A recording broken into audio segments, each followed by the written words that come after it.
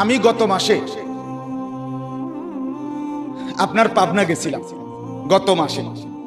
তো এই Pabna mental hospital দেখার জন্য তো পুলিশ থেকে বলে আমার জন্য অনুমতি নিছে। এটা এমনি সবাই ঢুকতে দেয় না, ভিতরে যাইতে দেয় না, বাকি বিশেষ অনুমতি নিলে দেয়।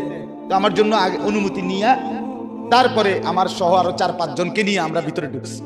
ছেলেরা তোমরা শোনো বাপ, আমার এই কথাটা শোনো।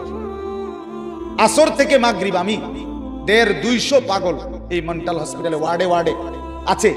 কোন ওয়ার্ডে 60 জন, 50 জন, 70 জন করে করে আপনার আমি ওয়ার্ড ঘুরে ঘুরে দেখছি। তো এই দুইটা জিনিস দেখছি। একটা হলো একেবারে কসম, যদি 200 পাগল এই হসপিটালে দেখে থাকি আমি সেদিন, তার মধ্যে সর্বোচ্চ 3 থেকে 4 জন হবে বুড়া মানুষ, খোদার কসম। আর সব বাকিগুলো জওয়ান যুবক। বুড়ো মানুষ কয়জন? 3-4 জন, আর বাকি সব কি? হায় বাস।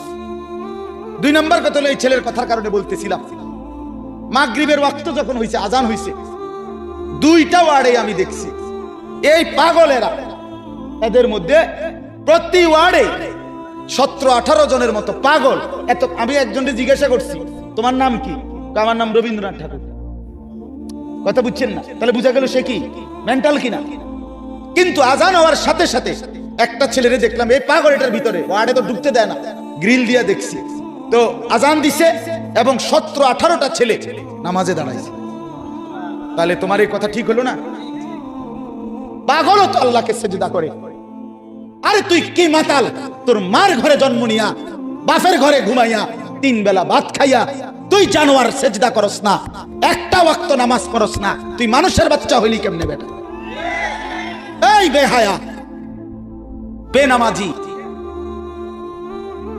আজকের সারাদিনে যারা 1 ওয়াক্ত নামাজ পড়ো নাই, বের হবে এটা তুই বেটা। বেশরম, বেহায়া। তোর মালিক তোকে জন্ম দেয়, সৃষ্টি করে না? তোর আল্লাহর দেওয়া আসমানে তুই ভোগ করো না? কার জমিনে তুই চলো বেটা? কার রোদ, কার বৃষ্টি, কার আলো, কার বাতাস? ঘটনা কি? আমিনতুম মান ফিস সামা, আল্লাহ বলে আসমানে যিনি আছেন আল্লাহ, তার থেকে নিজেকে নিরাপদ ভাবো না?